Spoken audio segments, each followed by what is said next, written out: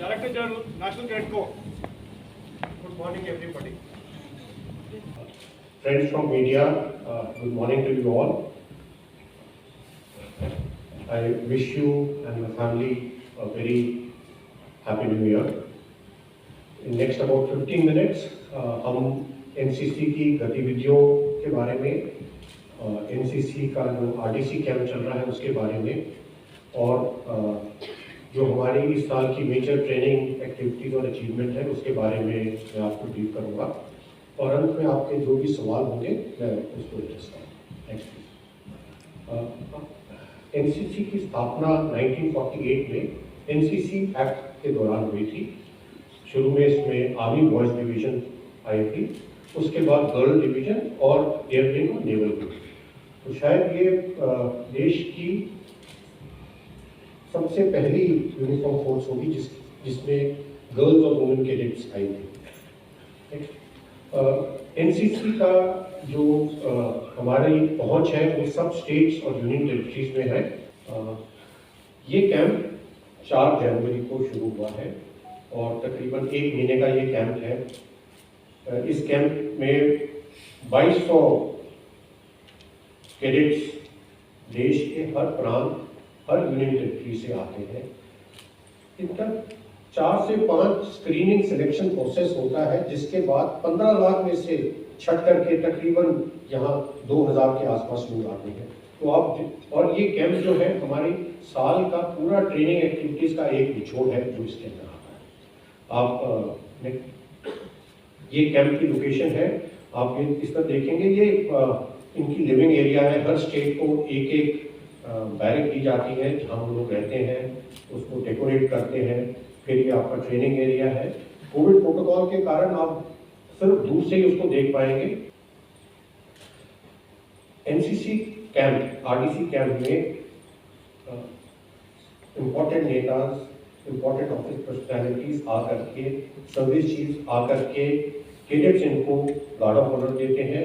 उसके बाद कैडेट इनसे इंटरैक्ट करते हैं और इनके एट होम भी होता है जब घर के अंदर कैडेट्स उनसे मिलने के लिए जाते हैं। तो ये आप देखा जाए तो बहुत अच्छी अपॉर्चुनिटी है कैडेट्स की। ट्रेनिंग एक्टिविटीज होती है कंपटीशन होता है, कल्चरल प्रोग्राम होता है। ये पूरी कार्रवाई जो 1 महीने का यह तकरीबन कैंप चलता है, उस दौरान ये सारी कार्रवाई इधर होती है। इसके बाद में 26 जनवरी की जो परेड होती है, 2 कंटीजेंट राजपथ के अंदर एनसीसी के उधर सिलेक्ट होकर चलते हैं। ये कंटीजेंट मिक्स कंटीजेंट है, जो सारे डायरेक्टरेट्स के स्टेट्स के कंटीजेंट आते हैं, उनमें से सिलेक्ट करके हम कॉमन कंटीजेंट 2 बना के इधर भेजते हैं। और 28 जनवरी को पीएम रैली होती है। पीएम रैली के अंदर परेड होती है, गार्ड ऑफ ऑनर होता है, कल्चरल इवेंट होता है, ट्रेनिंग एक्टिविटी दिखाई जाती है, और जो पूरे साल की एक्टिविटीज के अंदर जो डायरेक्टरेट फर्स्ट आता है उसको पीएम बैनर दिया जाता है, बेस्ट कैडेट्स का पुरस्कार भी दिया जाता है। ये सिलेक्शन जो डायरेक्टरेट सिलेक्शन होता है पूरे साल की गतिविधियों का और कैंप के अंदर कॉम्पिटिशन करने की जो है उसका ये विषय है। 2 प्रकार की ट्रेनिंग होती है एनसीसी में मेन। एक होती है इंस्टीट्यूशनल ट्रेनिंग, जो कि स्कूल और कॉलेजेस के अंदर एएनओज और हमारा स्टाफ जा करके देता है, और दूसरा होता है कैंप ट्रेनिंग, जिसको कहते हैं प्रैक्टिकल ट्रेनिंग। आप किसी भी एनसीसी कैडेट से, पूर्व एनसीसी कैडेट से बात करोगे तो ये जो प्रैक्टिकल ट्रेनिंग और जो कैंप ट्रेनिंग है, ये बहुत अहम जिम्मेवारी या हिस्सा निभाती है उसको ट्रेनिंग अच्छी क्वालिटीज देने के लिए। हर कैडेट अपने सर्टिफिकेट के लिए कम से कम 1 या 2 कैंप करता है। ए सर्टिफिकेट के लिए 1 कैंप, सी सर्टिफिकेट के लिए मिनिमम 2 कैंप करते हैं। आप देखो हम किस स्केल पे ये कैंप होते हैं। तकरीबन 5 से 6 लाख कैडेट्स हर साल कैंप अटेंड करते हैं, और ये हर साल की कार्रवाई है। नेक्स्ट, ये एक आपको तस्वीर दिखा रहा हूँ जो उड़ी के अंदर इस साल जो हमने कैंप किया है उसकी एक तस्वीर है। तो देश के हर राज्य में, हर कोने में, हर प्रांत के अंदर एनसीसी कैंप आयोजित किया जाता है। इसके बाद में जो सर्विस स्पेसिफिक ट्रेनिंग है, सर्विस स्पेसिफिक अटैचमेंट है, उसके लिए कैडेट्स जाते हैं। जैसे जो आर्मी विंग की कैडेट्स हैं वो आर्मी यूनिट्स के साथ जाके कुछ समय व्यतीत करते हैं। उसके बाद उनको आर्मी स्पेसिफिक ट्रेनिंग उधर दी जाती है, वेपन ट्रेनिंग, फायरिंग, अलग अलग प्रकार की ट्रेनिंग वो दी जाती है। इसी प्रकार के जो नेवल विंग के कैडेट्स हैं वो नेवी के साथ अटैचमेंट पे जाते हैं, शिप्स को विजिट करते हैं। यहाँ तक कि कभी जो शिप्स बाहर फॉरेन कंट्रीज के अंदर डिप्लॉय होती हैं, उनके अंदर भी ये शिप्स का हिस्सा बन के साथ में जाते हैं। ऐसे एयर विंग के कैडेट्स एयर स्टेशन को विजिट करते हैं, जहाज के बारे में जानकारी लेते हैं। तो जो सर्विस स्पेसिफिक ट्रेनिंग है वो उसके लिए ये लोग रिस्पेक्टिव सर्विसेज के पास जाकर के ट्रेनिंग लेते हैं। इस कैंप के बारे में थोड़ा आपको बताता हूँ, जो है एक भारत श्रेष्ठ भारत कैंप। ये कैंप हर साल एनसीसी करती है। इसका मेन मकसद है कि आप एक दूसरे स्टेट के बारे में, एक दूसरे के कल्चर के बारे में जानें, समझें।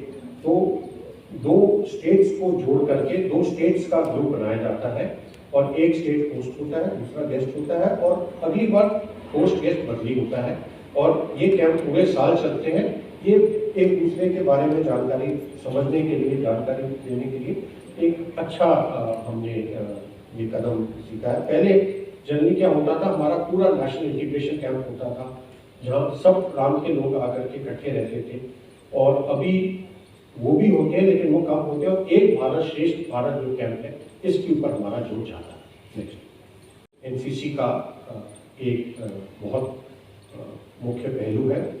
जैसे आपको पता होगा, एनसीसी के कैडेट्स बॉयज एंड गर्ल्स ने माउंट एवरेस्ट के ऊपर भी एक्सपीडिशन किया है, और उसके ऊपर भी रिकॉर्ड कायम किया है, मैक्सिमम नंबर ऑफ समिटर्स एक एक्सपीडिशन में। और हर प्रकार का एडवेंचर ट्रेनिंग जो है वो एनसीसी में होती है। पैरासेलिंग हो, पैराशूटिंग, स्कूबा डाइविंग। हमारा प्लान था इस साल भी कहीं माउंटेन एक्सपीडिशन करने का, बट महामारी के कारण नहीं कर पाए, कोविड के कारण नहीं कर पाए। आगे जाके जब थोड़ा सिचुएशन स्टेबलाइज होती है, तैयारी के बाद अगले साल या अगले से अगले साल हम फिर से एक्सपीडिशन पूरी करेंगे। ट्रैकिंग और रॉक क्लाइंबिंग ऐसी चीज है, ट्रैकिंग ऐसी चीज है जहां हमारे काफी सारे कैडेट्स इकट्ठे होते हैं और एक दूसरे स्टेट से इकट्ठे होकर के ट्रैकिंग भी करते हैं, उस स्टेट के बारे में जानते हैं। नेक्स्ट, इंडिविजुअली और NCC team games and sports में हिस्सा लेती हैं। दो चीज़ों को मुख्य तौर पर मैं बताना चाहता हूँ। सबसे पहले फायरिंग शूटिंग, वो तो एनसीसी का हिस्सा है, एनसीसी हमेशा से उसमें अच्छा करती रही है। जूनियर नेशनल गर्ल्स इस बार ट्रॉफी हमने जीती और बॉयज़ में भी ठीक कर रहे थे, लेकिन वो टूर्नामेंट कोविड के कारण सस्पेंड हो गया। हमारी सारी कार्रवाई, हमारी सारी ट्रेनिंग इसी मकसद को ध्यान में रखते हुए होती है। नेक्स्ट, हमारा मोटो है यूनिटी एंड डिसिप्लिन। हम जो फॉर्मेशन साइन पहनते हैं यही पहनते हैं, और आप देखेंगे विभिन्न प्रकार से विभिन्न प्रांतों से लोग यहाँ आते हैं, यूनिफॉर्म डाल के एक्टिविटीज करके एक दूसरे के बारे में जानकारी देते हैं। और अगर यूनिफॉर्म फोर्स है तो डिसिप्लिन फोर्स तो होगी। जब इसकी स्थापना हुई थी 1948 में, उस समय इसकी जो स्ट्रेंथ थी सिर्फ 2000 थी। अब जाकर के ये 17 लाख इसकी स्ट्रेंथ है। 34% इसमें गर्ल्स वुमेन्स कैडेट्स हैं। तकरीबन 18,000 इंस्टीट्यूशंस स्कूल्स को हम कवर कर रहे हैं, और कुछ स्कूल्स और इंस्टीट्यूशंस वेटिंग में भी हैं एनसीसी ज्वाइन करने के लिए। जैसे जैसे या जब भी विस्तार होगा, जब हमें क्षमता होगी, हम इन इंस्टीट्यूशन को और एनसीसी एक्टिविटीज के लिए सपोर्ट करेंगे। इस पहलू के अंदर समाज के लिए और कम्युनिटी के लिए एनसीसी शुरू से हाथ बढ़कर काम कर रही है। कोविड के दौरान एक्सरसाइज योगदान में तकरीबन 1.5 लाख कैडेट्स ने हिस्सा लिया। ये सारे वॉलंटियर्स थे, और इन्होंने वैक्सीन सेंटर चलाना, मास डिस्ट्रीब्यूशन करना, हेल्पलाइन ऑर्डर करना, इस सब के अंदर बढ़ चढ़ के हिस्सा लिया। और ये सारे वॉलंटियर्स थे जो खुद आगे बढ़ के आए हैं हिस्सा लेके मदद करने के लिए, और तकरीबन 24,000 स्टाफ मेंबर्स भी आए थे। फिट इंडिया जो हुआ था आपका 13 अगस्त को, इसमें तकरीबन 12.5 लाख एनसीसी कैडेट्स ने हिस्सा लिया। और क्यूमुलेटिव अगर आप देखो तो कितने किलोमीटर भागे, तकरीबन 60 लाख किलोमीटर एनसीसी कैडेट्स भागे हैं। स्वच्छता पखवाड़ा जो चलते हैं, स्वच्छता अभियान होता है, उसके अंदर हर जगह एनसीसी हिस्सा लेती है। बेशक वो समुद्र हो, बेशक वो नदी हो, बेशक वो सिटी हो, तो इसके अंदर ये एनसीसी का एक अहम पहलू है। इंटरनेशनल योगा डे जो हुआ था, इसके अंदर भी 12 लाख से ज़्यादा कैडेट्स ने हिस्सा लिया। इसके सिवा ये भी था कि हर कैडेट अपने साथ अपने परिवार का 4 से 5 आदमी को जोड़ेगा और उसको योगा सिखाएगा या उसके साथ योगा करेगा। तो आप देखो उसके साथ इसकी रीच और भी बढ़ गई। हम आज़ादी का अमृत महोत्सव मना रहे हैं। इस दौरान जो एनसीसी ने मुख्य कार्रवाई करी है उसके ऊपर मैं थोड़ा सा जोर डालूंगा। हर एनसीसी यूनिट ने अपने एरिया में एक स्टैचू को अडॉप्ट किया है, तो वो उस स्टैचू के एरिया को क्लीन करते हैं।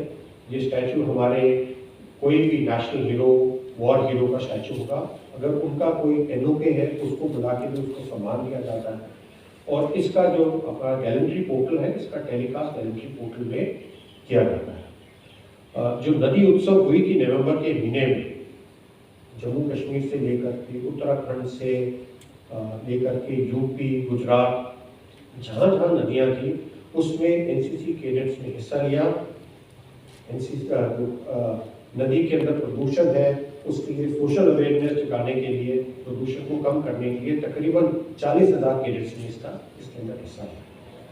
पुनीत सागर अभियान दिसंबर के महीने में चला था। पुनीत सागर अभियान में हमारे ऑनरेबल पीएम ने हाल ही में जो मन की बात हुई है उसमें भी इसका जिक्र किया। तकरीबन 3.5 लाख कैडेट्स ने तटीय इलाके में, जो भी एनसीसी की यूनिट्स थी तटीय इलाके ने, एक महीने में इन्होंने इधर कार्रवाई करी है। बीच क्लीनिंग से लेकर के, सोशल अवेयरनेस से लेकर के, नुक्कड़ नाटक लेकर के वेरियस कार्रवाई करी। इसके सिवाय नेशनल हाईवे अथॉरिटी के साथ में, ट्रेनिंग इंस्टीट्यूशंस आईआईटीज के साथ में और कुछ एनजीओज के साथ के अंदर एनसीसी ने एमओयू किया है कि कैसे जो यहाँ से प्लास्टिक आता है उस प्लास्टिक को रीयूज करें। जैसे सड़क बनाने के लिए या किसी और एक्टिविटीज़ के अंदर उसको हम कैसे इस्तेमाल कर सकते हैं, उसके लिए MOU किया है। इस अभियान को हम आगे चल के अगले साल आगे और बढ़ाएंगे। 2000 कैडेट्स ऑलरेडी आ गए हैं और हम आज़ादी का अमृत महोत्सव मना रहे हैं। तो हमारी ट्रेनिंग, हमारे जो कल्चरल इवेंट है उसी के नज़रअंदाज करते हुए है, और साथ ही साथ हमने तकरीबन 16 कंट्रीज़ को भी यूथ एक्सचेंज प्रोग्राम के अंदर यहाँ बुलाया है। कोविड प्रोटोकॉल को ध्यान रखते हुए हम कैडेट्स की सुरक्षा को ध्यान रखते हम आर्मी परेड की पूरी तैयारी हैं। कैडेट्स यहाँ आए हैं, हमने उनको अलग से एक बबल के अंदर रखा है। उनको ये जो खाना बना रहा है, उनके लिए जो देखभाल कर रहा है, वो सारे के सारे बायो बबल में हैं। तो हमने पूरा प्रिकॉशन रख करके अपने कैडेट्स, तो इनफैक्ट हर साल इतने ही कैडेट्स इसमें नए आते हैं। हमारा बॉर्डर कोस्टल एरिया का एक्सपेंशन और जो FS का एक्सपेंशन है वो इस साल में जो बकाया वैकेंसी है इस साल कोविड के बावजूद अपनी ट्रेनिंग प्रदान कर सके। जैसे मैंने बताया, जैसे रिस्ट्रिक्शन उठी है तो हमने अपनी ट्रेनिंग फिजिकल फॉर्म में शुरू करी। तो ट्रेनिंग में बदलाव हुआ है, नुकसान ज़्यादा नहीं। In our expansion of 1 lakh in border coastal area, we had increased our vacancy even in Kashmir. Just the other day, I was interacting with the contingent of Kashmir. We have had a camp in Uri recently. There are institutions in Kashmir which are in waiting list to join NCC. There are institutions in Baramulla, there are institutions in Kupwara, there are institutions in Sopore who are willing to join NCC. So NCC doing great work even in border area and also in coastal area. SSP interview वगैरह की direct आते हैं, और ऐसे ही बहुत सी भर्तियाँ vacancies में जो certificate holders हैं उनकी अलग से वेटेज है,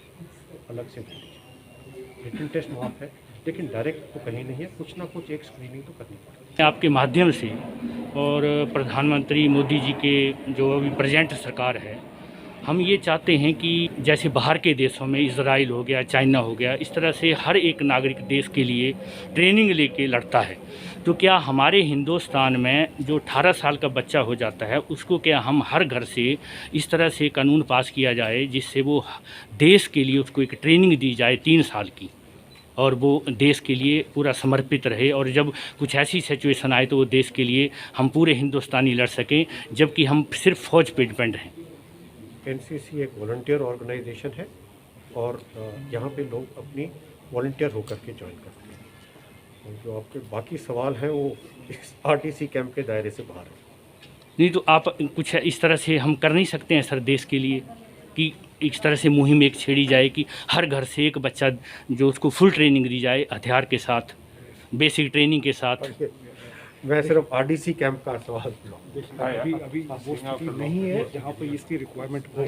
26 जनवरी की तैयारियां चल रही हैं और हमारा देश 75वीं वर्षगांठ मना रहा है, अमृत महोत्सव।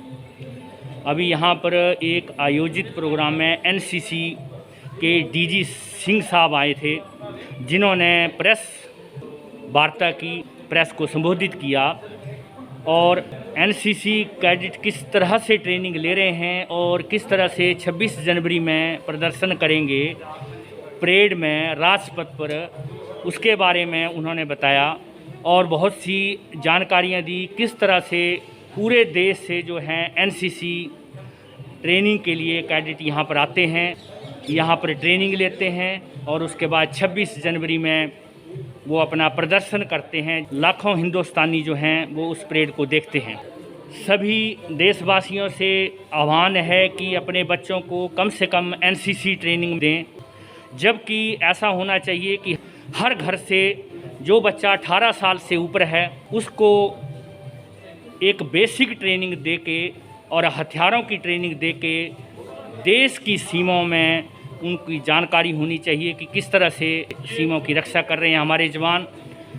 हम मोदी सरकार से आह्वान करना चाहते हैं, रिक्वेस्ट करना चाहते हैं कि इस तरह से एक अमेंडमेंट किया जाए कॉन्स्टिट्यूशन में कि हर घर से जो बच्चा 18 साल का हो गया है वो देश के लिए अपना 3 साल दे, ताकि हमारा देश और मजबूत हो सके।